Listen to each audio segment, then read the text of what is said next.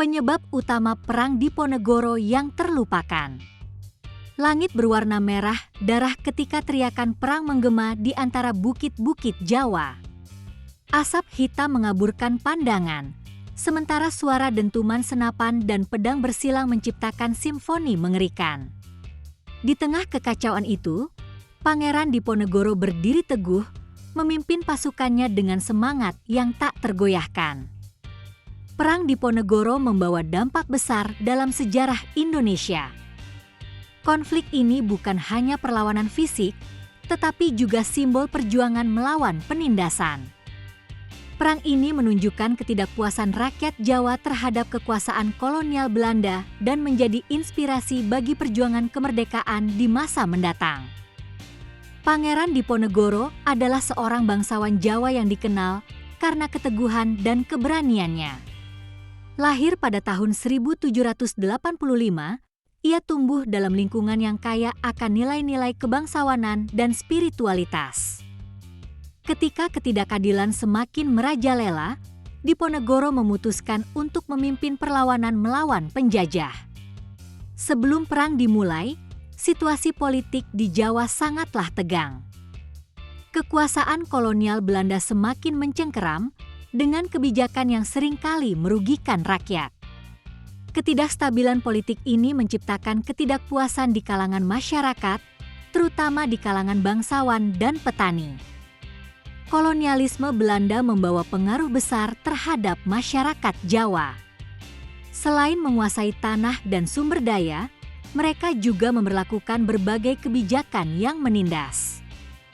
Penjajahan ini memperparah kesenjangan sosial dan ekonomi, menciptakan ketidakpuasan yang membara di berbagai lapisan masyarakat. Kebijakan-kebijakan yang diberlakukan oleh pemerintah kolonial Belanda seringkali tidak adil dan menindas masyarakat Jawa. Kebijakan-kebijakan ini menciptakan ketidakpuasan yang mendalam di kalangan rakyat yang merasa diabaikan dan diperlakukan tidak adil oleh penguasa kolonial. Salah satu kebijakan yang paling memicu kemarahan rakyat adalah pajak tanah yang memberatkan. Pajak ini memberatkan para petani yang sudah hidup dalam kondisi yang sulit, menambah beban finansial yang tidak mampu mereka tanggung. Sistem hukum kolonial yang diterapkan oleh Belanda juga menimbulkan ketidakadilan. Hukum-hukum ini lebih menguntungkan kaum kolonial dan merugikan rakyat pribumi, menciptakan disparitas yang semakin memperparah ketidakpuasan di kalangan masyarakat. Perampasan tanah oleh pihak kolonial menjadi masalah besar bagi petani Jawa. Tanah yang seharusnya menjadi sumber penghidupan mereka diambil alih untuk kepentingan kolonial, mengakibatkan kemiskinan dan ketidakamanan ekonomi bagi banyak keluarga petani. Para bupati dan pejabat lokal seringkali menjadi alat bagi pemerintah kolonial dalam menindas rakyat. Mereka memanfaatkan posisi mereka untuk kepentingan pribadi, memicu kebencian dan ketidakpuasan yang akhirnya meledak dalam bentuk perlawanan terhadap kekuasaan kolonial Belanda. Ketidakpuasan di kalangan bangsawan Jawa semakin membara seiring berjalannya waktu. Mereka merasa kekuasaan dan hak-hak mereka terus-menerus diabaikan oleh pemerintah kolonial Belanda. Ketidakadilan ini menjadi pemicu utama bagi banyak bangsawan untuk mendukung perlawanan. Agama dan spiritualitas memainkan peran penting dalam memotivasi perlawanan terhadap Belanda. Pangeran Diponegoro sendiri dikenal sebagai sosok yang sangat religius. Kepercayaan bahwa mereka sedang berjuang untuk keadilan dan kehormatan spiritual memberikan dorongan kuat bagi para pejuang.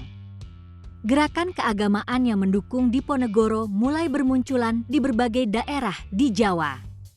Banyak tokoh agama yang melihat perlawanan ini sebagai jihad melawan ketidakadilan. Dukungan dari gerakan ini semakin memperkuat semangat perlawanan di kalangan rakyat. Peran kiai dan ulama sangat signifikan dalam menghasut perlawanan terhadap Belanda. Mereka menggunakan pengaruhnya untuk menyebarkan pesan-pesan perlawanan di kalangan masyarakat.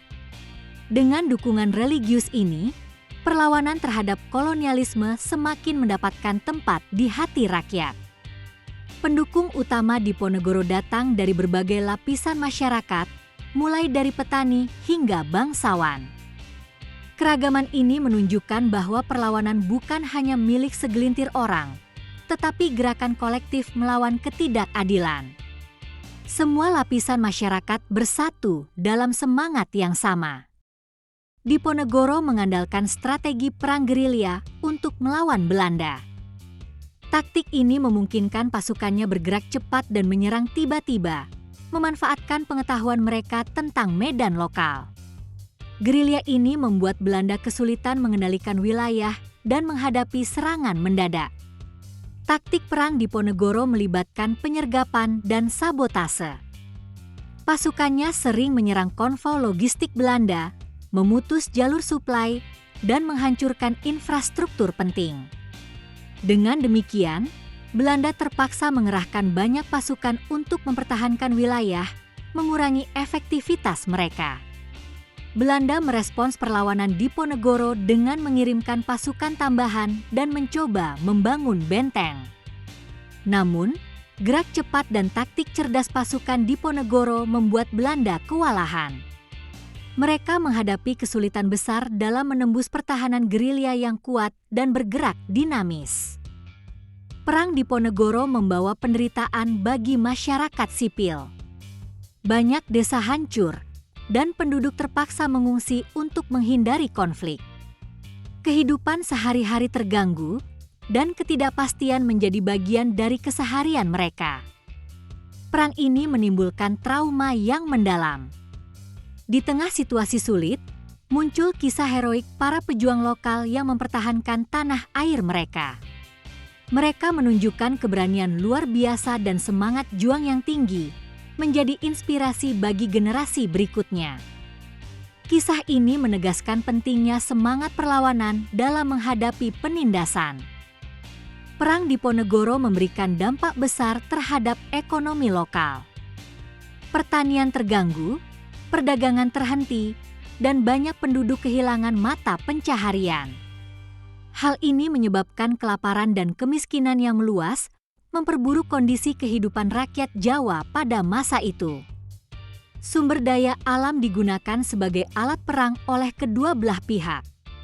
Hutan-hutan dijadikan tempat persembunyian, sementara hasil bumi seperti padi dan rempah-rempah dijadikan logistik perang. Penggunaan ini menguras kekayaan alam Jawa secara signifikan. Kerugian besar dialami Belanda, baik dari segi materi maupun moral.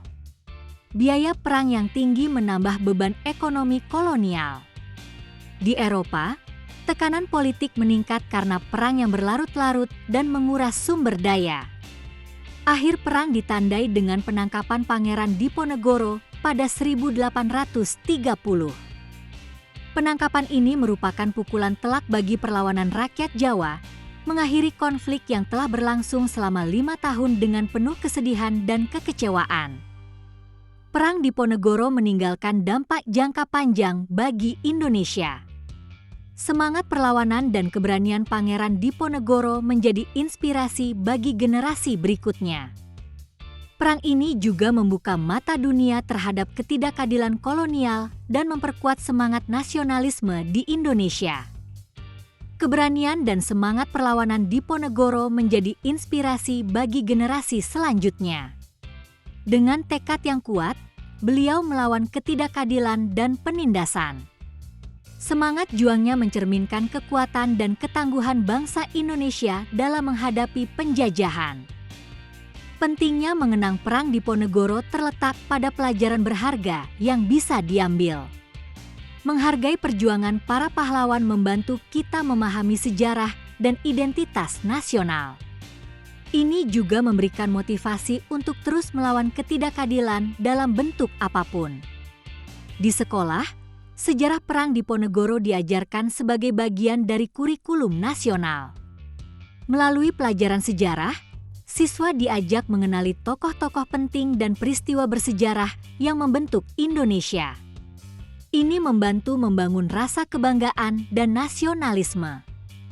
Relevansi perang Diponegoro dalam konteks modern sangat jelas.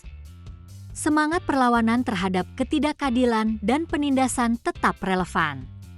Nilai-nilai keberanian, keteguhan, dan keadilan yang ditunjukkan Diponegoro dapat menjadi teladan dalam menghadapi tantangan masa kini. Mempelajari sejarah Indonesia dan menghargai pahlawan nasional adalah langkah penting. Ini membantu kita memahami akar budaya dan perjuangan negara. Mari kita terus menghargai dan mengenang mereka yang telah berjuang demi kemerdekaan dan keadilan.